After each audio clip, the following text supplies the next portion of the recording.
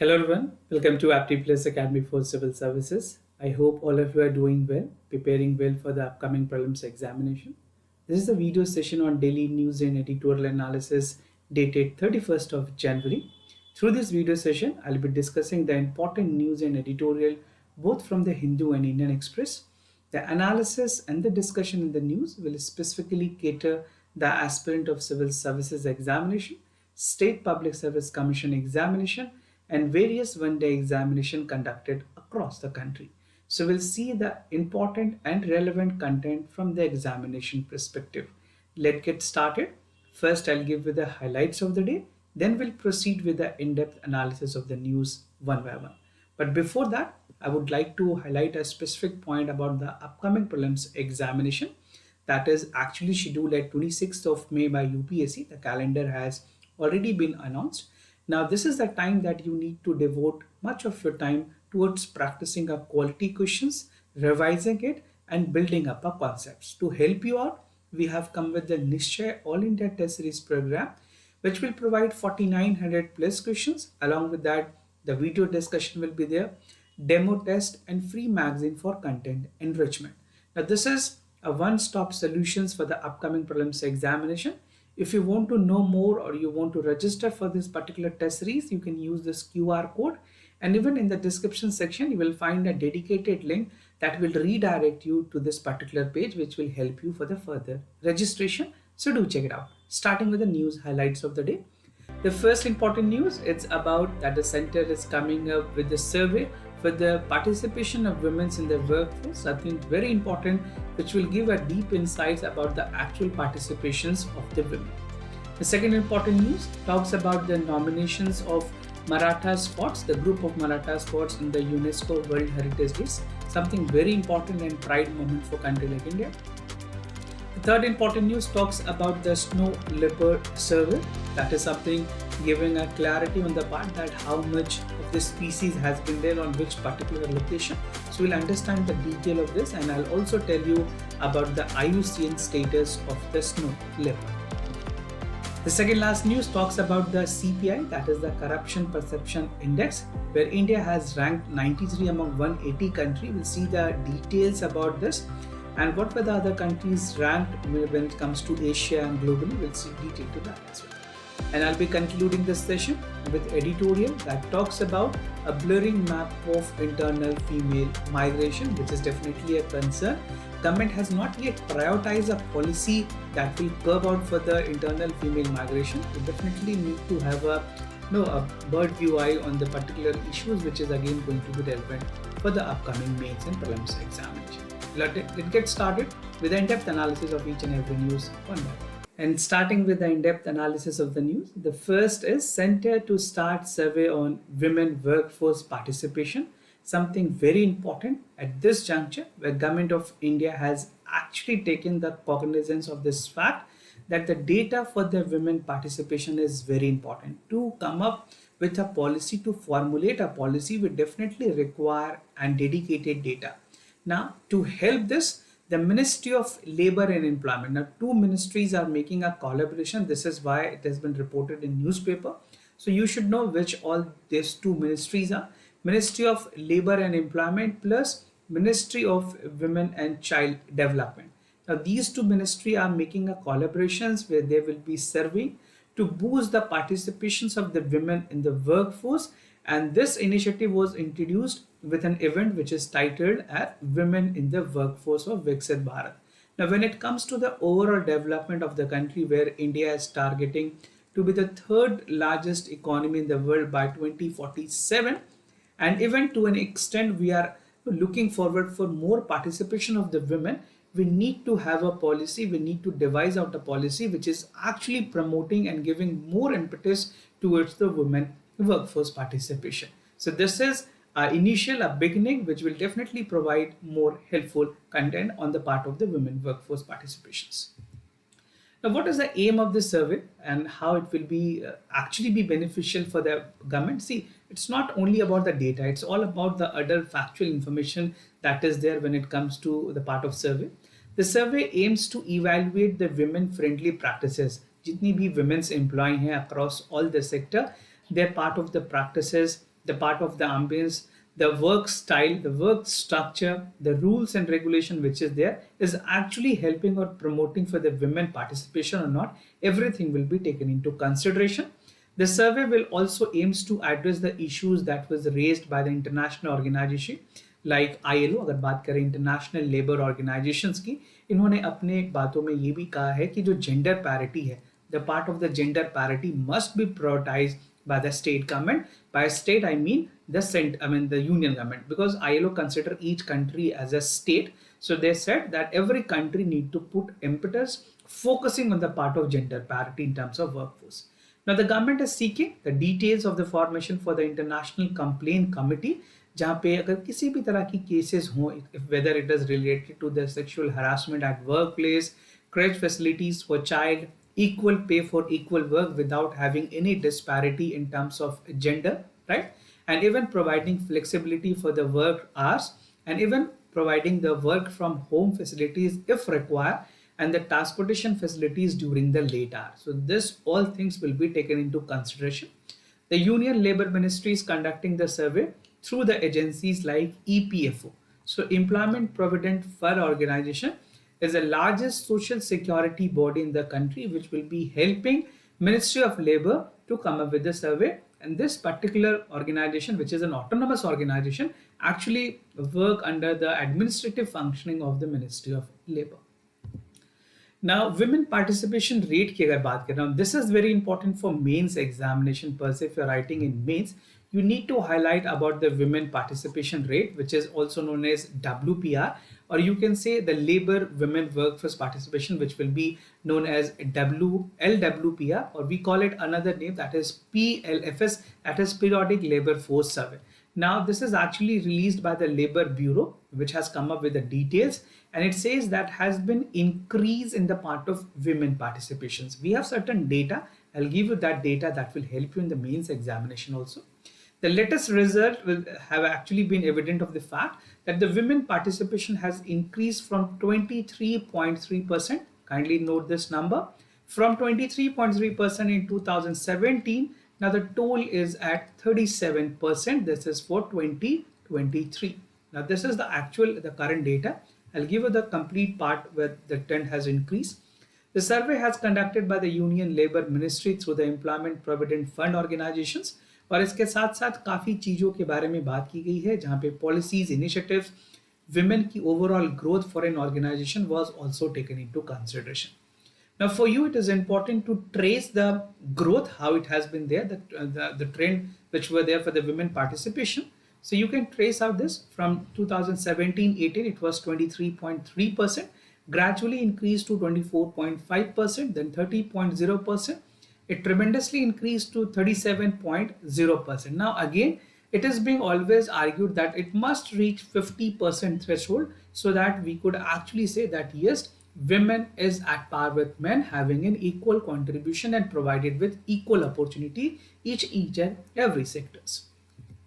Now global commitments की अगर बात करें, there are certain commitment. If you look at the sustainable development goal, there are also commitment that we have already made, and not only India, all the global countries, the member of SDG have actually been making this. So improving female labor force participation is something that will also call for achieving the SDG goal. उसमें SDG goal 1 सबसे पहले है जो call for no poverty.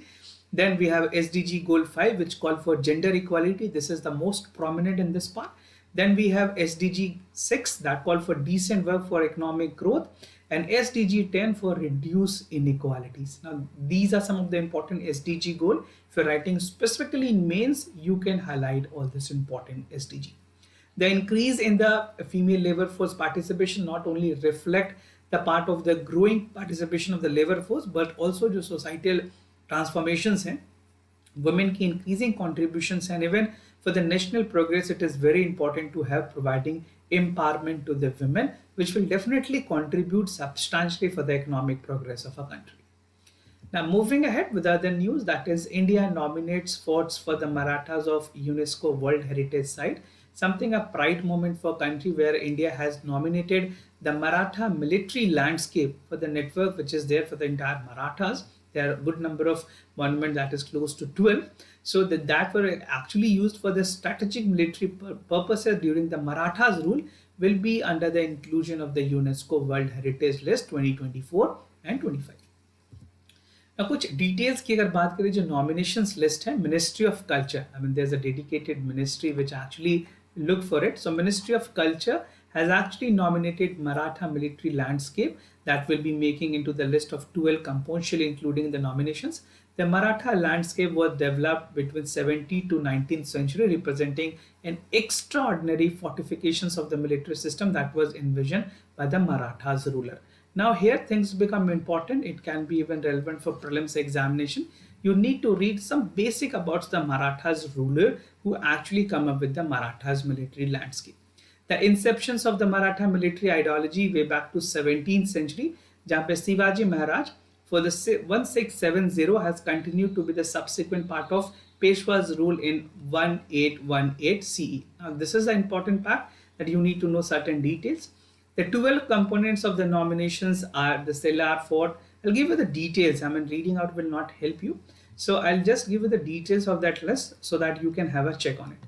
So these are the list. You can either take the screenshot or pause this video for further clarification. You can go one by one reading out this all 14 details. 12 has already been in as a part of nomination which has been made by the Ministry of Culture.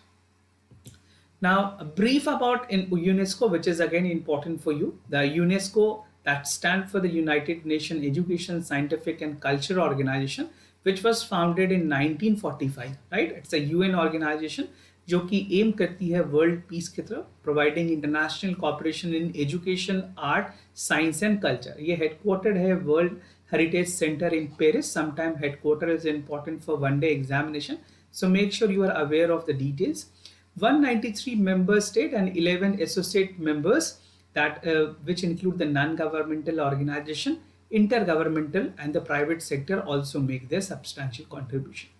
Now अगर बात करें पूरी objectives की UNESCO की, 5 major programmes पे ये काम करते हैं. First is education, then we have natural sciences, social and human sciences, culture and even the communication and information. So UNESCO is governed by the General Conference composed by the member states with a biannual setting agencies program and their budget.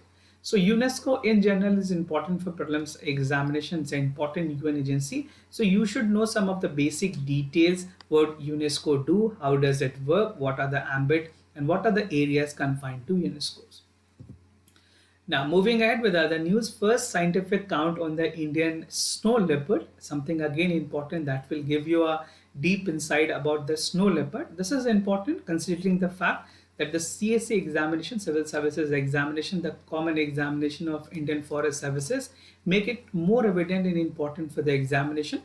So Wildlife Institute of India, which is also known as WII, has conducted an inaugural assessment of snow leopard population from 2019 to 2023, where they have come up with the precise detail, and this was also collaborated by the National Conservation Foundation, Masuru, and WWF India. So it was a collaborative effort where all the entities have actually made a participation in counting the Indian snow leopard. Now assessment details की अगर बात करें, as of the assessment it was found that 718, now this number is important for you to know, 718 snow leopards were reported for the first scientific exercise which was conducted by the World Wildlife Institute of India, that is WII. Now इस पूरी details में अगर bifurcations की बात करें, now this is pretty relevant for the prelims examination. यहाँ पे लद्दाख के पास 477, Uttarakhand 124, Himachal Pradesh 51, Arunachal Pradesh 36, Sikkim 21 and Jammu and Kashmir with 9. Now if it is asked, अगर आपको अरेंजिंग ऑर्डर या डिसेंडिंग ऑर्डर में दिया जाए तो आप इसे अरेंज कर पाएंगे. लद्दाख सबसे हाईएस्ट है और जम्मू कश्मीर सबसे कम. ये आपको ध्यान होना चाहिए. This is something which will be important for the prelims examination. And the assessment process that was conducted, it covers 70% of the potential snow leopard which is there in the country. So all the 100% it not possible. So maximum 70% coverage was there in this assessment part. The current estimate is put that number of the Indian snow leopard is between 10 to 15% of the global population. This is precisely in Indian context where we tend to have accounted that India में जो total population snow leopard की है world के global level पे 10 to 15%. The snow leopard is known for an elevated cat located on the mountain terrain and it's hard to access. And the snow leopard population assessment in India began in 2019. Right, this was the first scientific methodology which was actually used, and the World Wildlife Fund for Nature and the Natural Conservation Foundation Mysuru, along with WII India, has made a substantial contribution in the overall assessment. Now, some brief about the snow leopard, which will be again pretty relevant for the prelims examination. Snow leopard act as an indicator to the health of the mountain ecosystem which they live, and due to its position as a top predator in the food web. Now, these two are the factual information. You can either take a note of this. The snow leopards have a wide fragmented distributions across the mountain, which covers different part of Himalaya such as Ladakh, Himachal Pradesh, Uttarakhand, and Sikkim. So these are the region where it has been predominantly found. ज़्यादा से ज़्यादा population इस region पे. Protection status की अगर बात करें, IUCN list for the threatened species, it's a vulnerable species. Sites की अगर बात करें, Appendix 1 में listed है और Indian Wildlife Protection Act के Schedule 1 में. These all three are pretty relevant for prelims examination. Specifically, there can be either of the question asked about the snow leopard.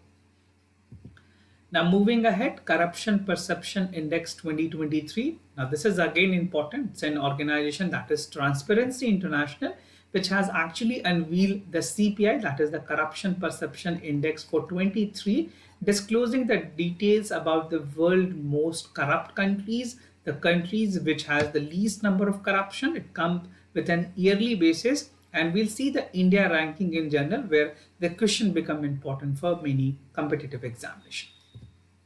Now, ranking details की अगर बात करें India की ranking, at the beginning I have also stated that India has been ranked 93rd. So this is important. You should take a note. Among 180 countries, India की जो ranking है वो 93 है.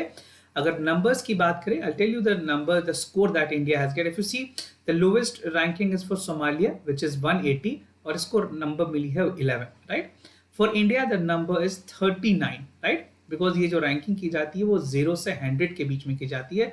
The 0 is highly corrupt and 100 is being the complete clean. तो India की इसमें जो numbers मिली है, जो total marks मिले हैं वो 39 मिले हैं. This is again important for various examinations. The index is perceived to be something which is called for the corruption which is there in public sector. It has ranked Denmark as a number 1 country. I mean the rank might be 100, followed by Finland, New Zealand and Norway. उसके बाद इस report में ये भी बताया गया that country has made no progress. बहुत सारे ऐसे कंट्रीज हैं जिनके सब्सटेंशियल प्रोग्रेस हुई थी रैंकिंग में, उन्होंने कुछ खास प्रोग्रेस नहीं किया है करप्शन को कर्ब करने में.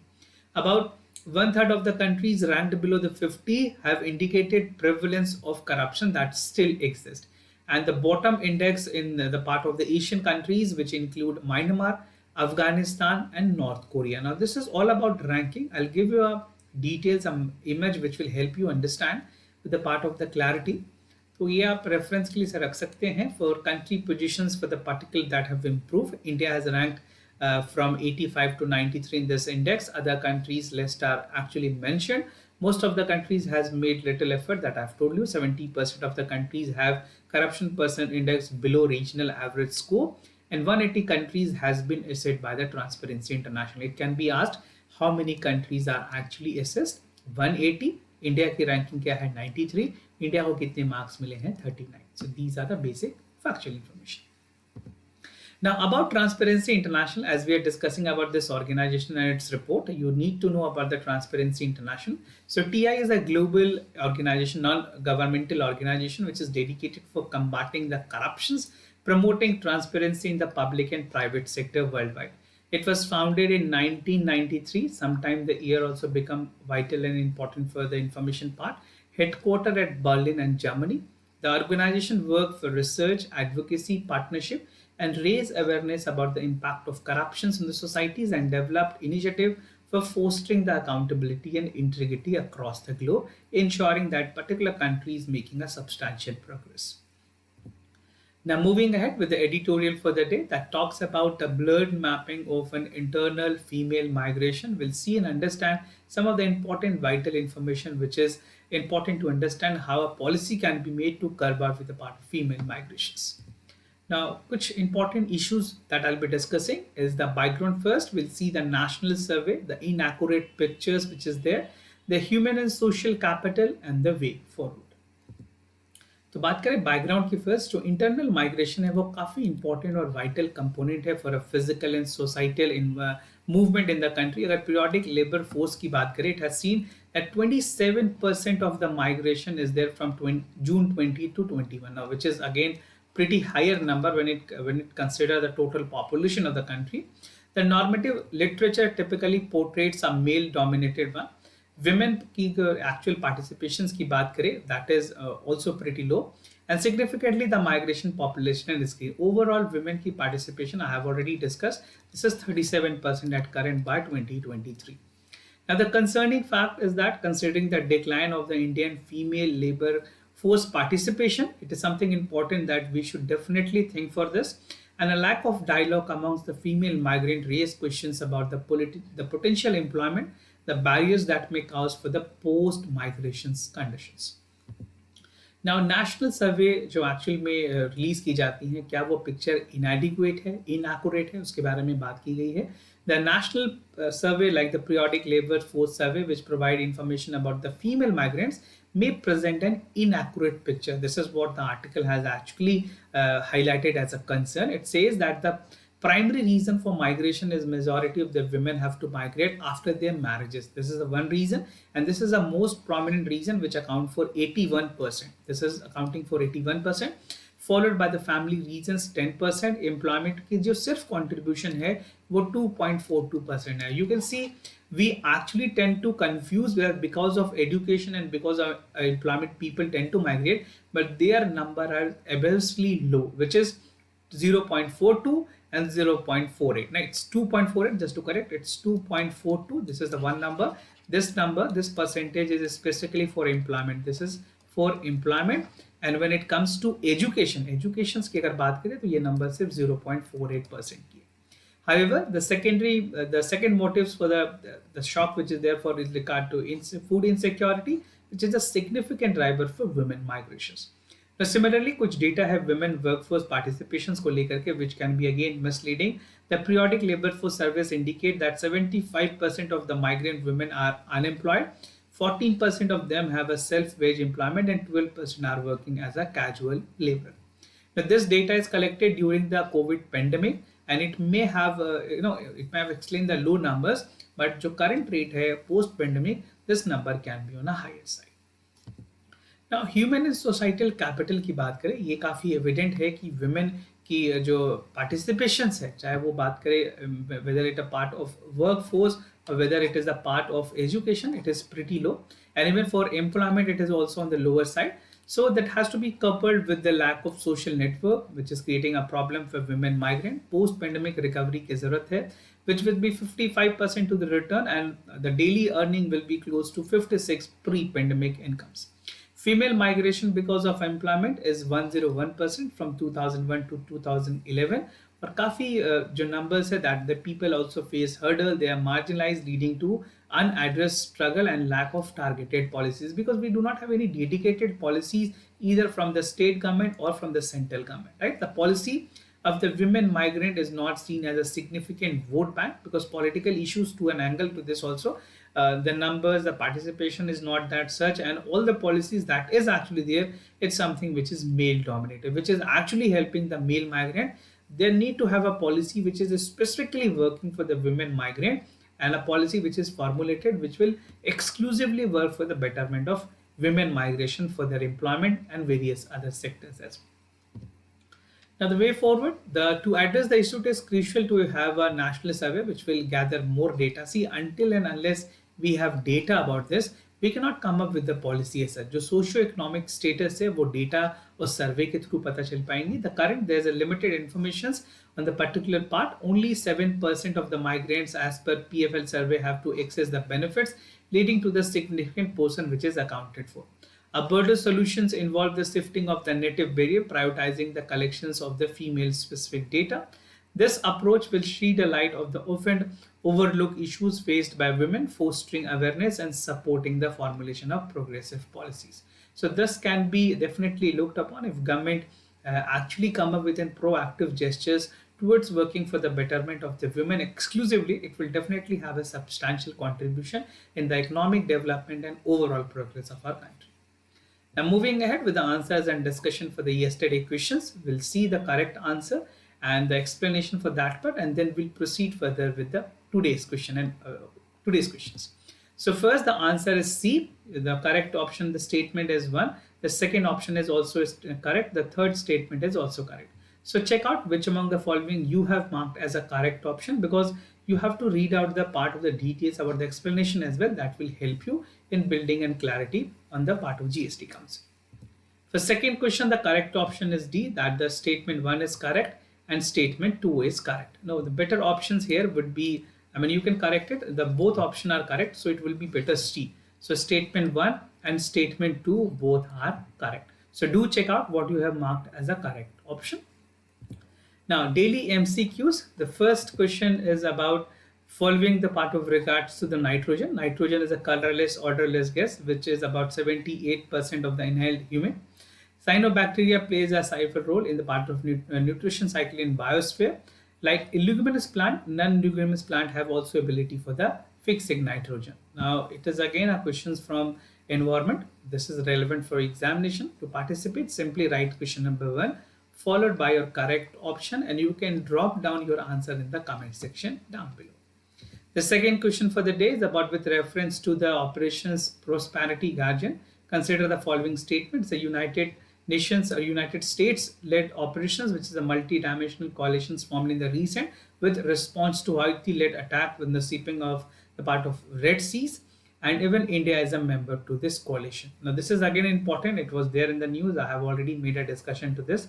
Those who have watched daily news and editorial analysis must be aware of this answer. Now for participation, simply write question number 1 followed by your correct option, and you can drop down your answer in the comment section down below. So this was all about for the daily news and editorial analysis followed by the MCQ questions. If you have any other concern, queries about test series, programs and policies, you can reach out to us. We'll be more than happy to assist you. I wish you all the best for the upcoming prelims examination. Thank you so much for watching. Thank you for staying connected.